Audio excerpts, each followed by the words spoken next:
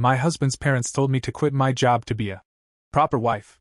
When I refused, they shut off the power to our apartment and took back the car they gifted us. My husband said, "You brought this on yourself." That night I packed my bags. The next morning, they woke up to a court notice that said, "I'm Dana. I'm 34, and I used to live in Knoxville, Tennessee." What happened to me still feels like a slow-motion car crash I didn't know I was in until I hit the wall. I met Mark 6 years ago.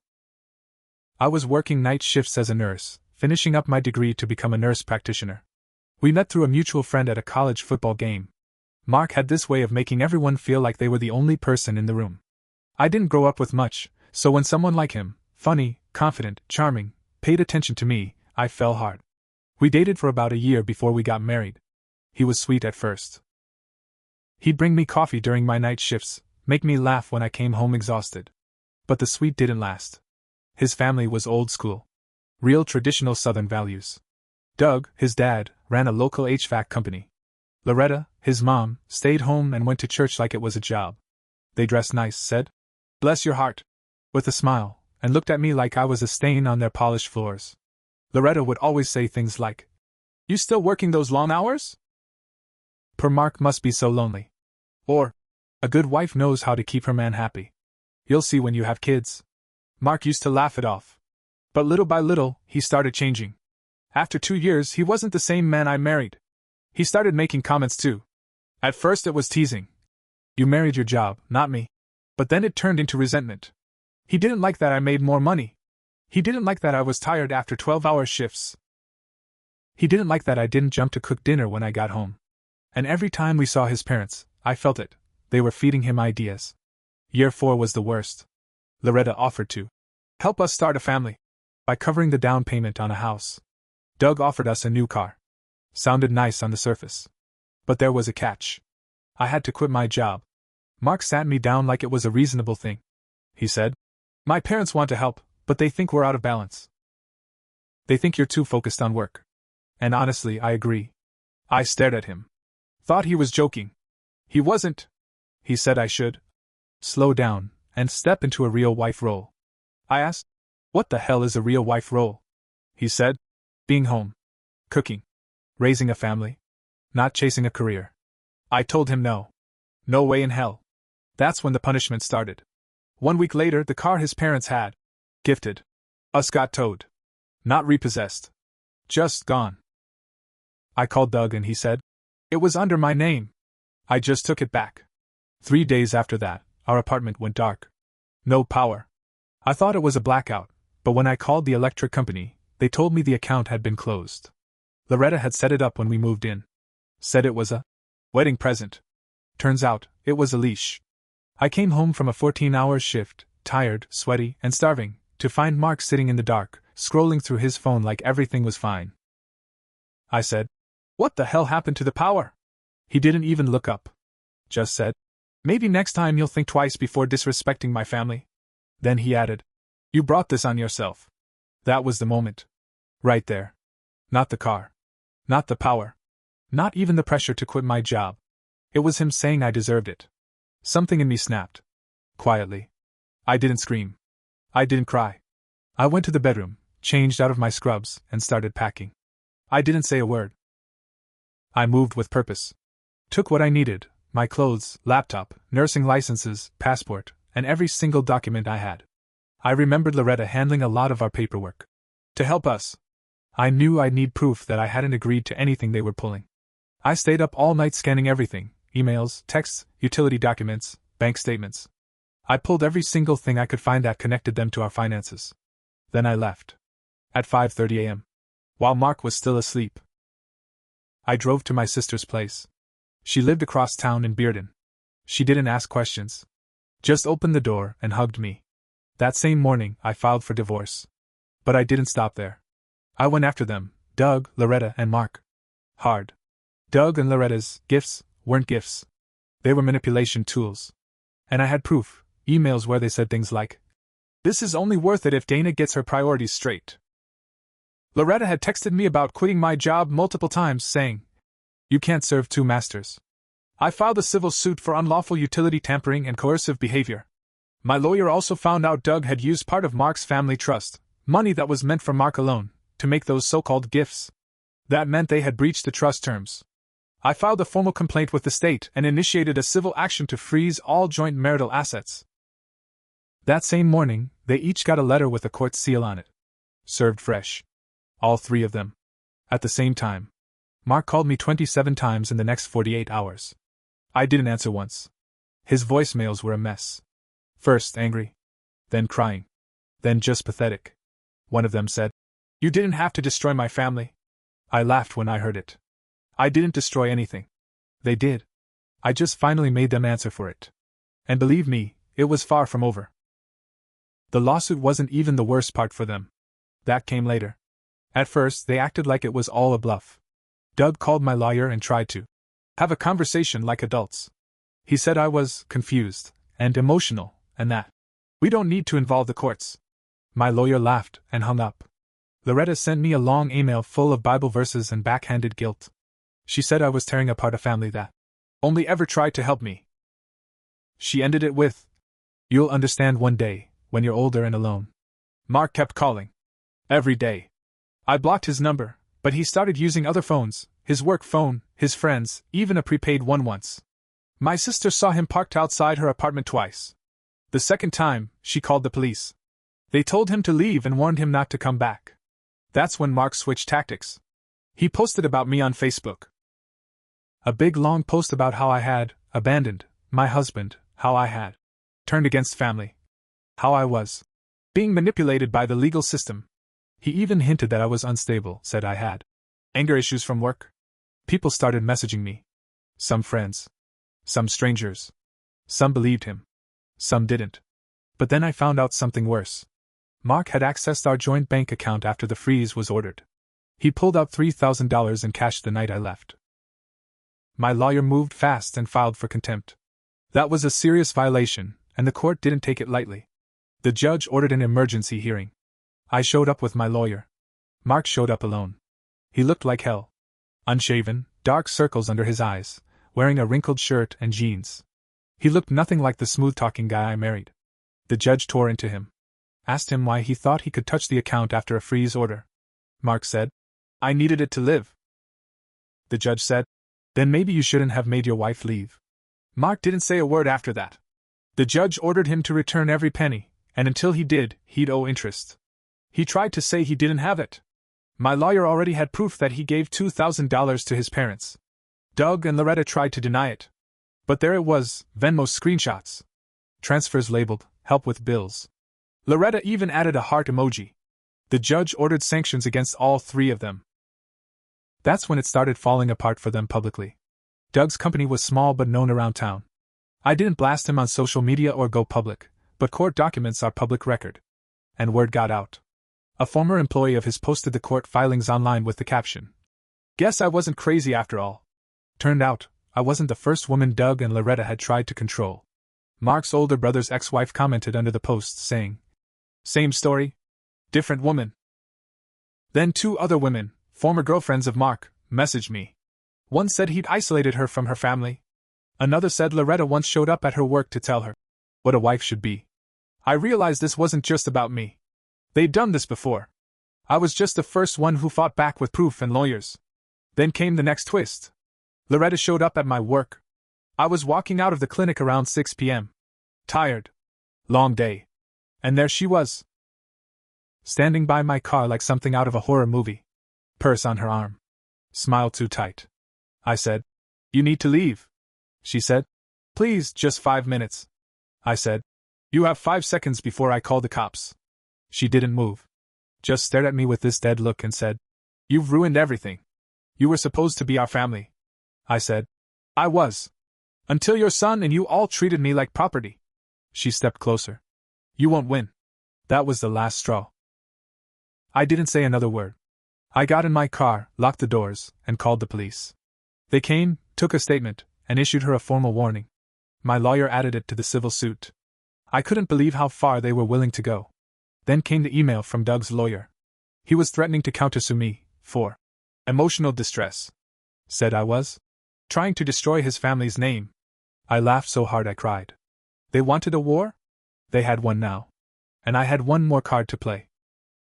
Because what none of them knew was this: Doug had written me emails about keeping things quiet if I agreed to quit my job. Emails that use phrases like, "We'll make sure you're taken care of," and "We just need you to be the kind of wife Mark deserves." That sounded a lot like coercion. And that meant this wasn't just a civil case anymore. I handed everything over to the DA's office. That was when things really started to shift. I thought I was done being surprised. But then the DA called me in for a meeting. Real formal. Sat me down in this small room with beige walls and a folder that had my name on it. The assistant DA was a younger woman, maybe early 40s, and she looked serious. She said, "We've reviewed your documents, and we think there's enough to move forward with a criminal investigation into financial coercion and trust misuse. But there's something you need to see first." She opened the folder and handed me a printed email. It was from Mark. To his parents. Subject line: "She's not gonna play ball." The body of the message was short. Only 3 lines. "If Dana doesn't quit, we'll cut her off. No car. No power. No access to the accounts. She'll cave. She always does. If she doesn't, maybe it's time to use the prenup. Get ready." I felt my stomach twist. I'd never seen that email before. My lawyer hadn't either. It came from a backup Mark didn't wipe when he deleted his main inbox. Apparently, during the initial financial investigation, the forensic accountant found it in the cloud backup linked to his old phone. And get this, it wasn't the only one. There were several emails between Mark, Doug, and Loretta plotting how to push me out. They called it the plan. I wasn't just imagining the pressure. It was all written down. Dates, steps, even phrases like, "Wait till she's too tired to fight," and "Play the long game." And yes, they mentioned the prenup. Now, here's the twist. I never signed it. Before we got married, Mark and Loretta brought it up. They said it was just to protect family assets. I took it to a lawyer, who said it was heavily one-sided. Basically, I'd get nothing in a divorce. So I refused to sign. Mark backed off, said it wasn't a big deal. Apparently it was a big deal. Just not big enough for him to mention again, until now. In one of the emails, Mark wrote, "She never signed it, but that doesn't mean we can't make her think she did. She won't remember." They were actually planning to forge a version. The only reason they didn't go through with it was because Mark didn't want to deal with the legal mess. That's the kind of person I married. A liar. A coward. A man who plotted with his parents to trap me in a fake marriage and bleed me dry.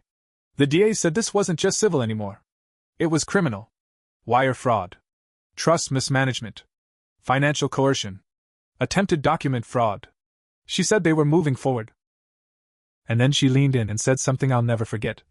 "We think Mark's father might have done this to other women too.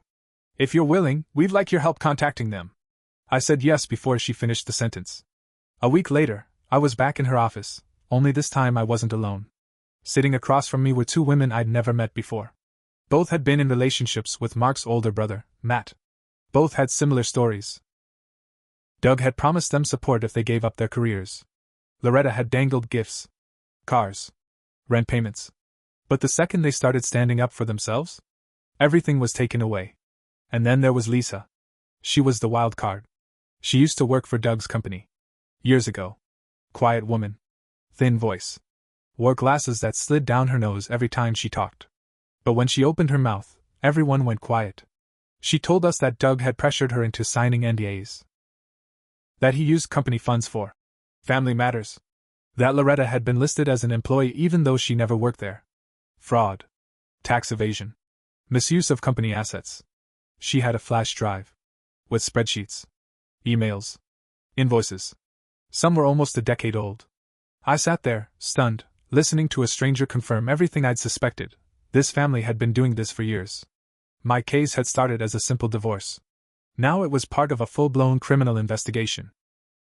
The media got wind of it within 2 weeks. There were local headlines. Knoxville HVAC family under fire for financial abuse allegations. Whistleblowers claim pattern of coercion and control by prominent local business owner. Doug tried to play it cool.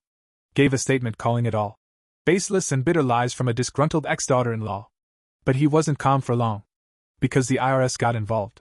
Turns out, Lisa's flash drive had more than just family dirt. It had tax records that didn't match their reported filings. They were being audited. Mark stopped trying to contact me after that. But Loretta, she started calling again. Voicemails. Emails. One even said, Please, for the family's sake, stop this before it's too late. Too late? It was already too late. They tried to ruin me. Now they were the ones losing everything. And I wasn't finished yet. The investigation dragged on for almost 6 more months. By that time, I had already moved into my own place, a quiet 2-bedroom home on the edge of town, near the hospital I now worked full-time at. My days were peaceful again. No more fake smiles. No more Loretta dropping off banana bread as an excuse to snoop. No more walking on eggshells. But I kept going. Every time the DA called, I showed up. Every time my lawyer needed a statement, I gave it. I kept my foot on their necks. Doug's company started bleeding customers after the story got picked up by the regional news. A female reporter did a full expose. She interviewed me, the other women, even a former bookkeeper who confirmed everything. It aired on a Friday night. By Monday, Doug's business phone was disconnected. Then came the IRS audit results. Not only had he been using the company to funnel money to family members, but Loretta had been listed as a full-time salaried employee for over a decade. Despite having no role in the business, they owed nearly $280,000 in back taxes, penalties, and interest. The business was seized. Doug tried to transfer the title of their lake house to his brother before the seizure. The state flagged it as an illegal asset transfer. Gone. Their house? Lien on it. Their accounts? Frozen. Mark lost his job too. Apparently, his company didn't like being associated with a man whose name was popping up in fraud cases. He tried getting another job but couldn't pass a background check.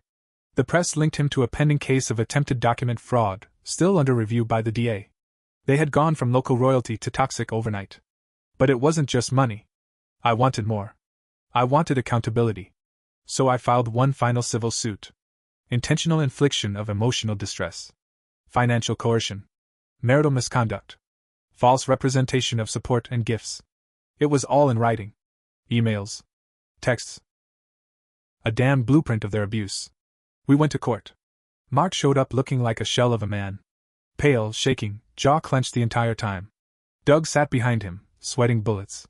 Loretta wore all black, like she was at a funeral. Maybe she was. The trial lasted 2 days.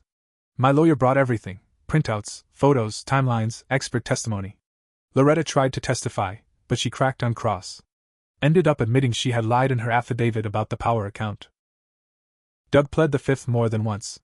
When the judge read the decision, I didn't smile. I just stared ahead, calm and still, as the words came out. The court finds in favor of the plaintiff, Dana Shaw. The defendants will pay compensatory damages totaling $175,000, punitive damages of $350,000, and cover all legal fees incurred. Loretta gasped. Mark put his head in his hands. Doug muttered something under his breath about crooked courts. Didn't matter. I won. They lost. And it didn't stop there. 1 week later, the DA filed formal criminal charges against Doug for tax fraud and trust misuse. Loretta was named as a co-conspirator. Mark wasn't charged, there wasn't enough, but his name was listed in public documents. It'll follow him for the rest of his life. They had to sell everything. Their main house, the lake house, 2 cars, their rental property in Gatlinburg. Everything. Last I heard, Doug and Loretta moved into a cramped apartment above a dry cleaner outside of Knoxville. Loretta applied for a part-time receptionist job at a dentist's office. She didn't get it. Mark? He filed for bankruptcy. He called me one last time. Left a voicemail. Said, "You destroyed us." I deleted it. Because here's the truth, they destroyed themselves. They underestimated me. Thought I'd roll over. Thought I'd cry and beg. They forgot I was a woman who had spent years getting through nursing school on her own. A woman who had seen death up close. A woman who knew what pain looked like, and what survival meant. And yes, I learned something too. I stayed too long. Ignored too many red flags. Thought love meant loyalty, even when I was the only one showing it. That part? That's on me. But I fixed it. I walked away. And I turned every cruel thing they did into a nail in their own damn coffin. I live alone now. Peacefully. I still work long hours, but they're my hours. I make my own coffee. Pay my own bills. Come home to silence and know that nobody's trying to control me. Sometimes I think about what Loretta said. You'll understand when you're older and alone. She was half right. I am alone. And I understand everything now. And for the first time in a long time, I sleep just fine.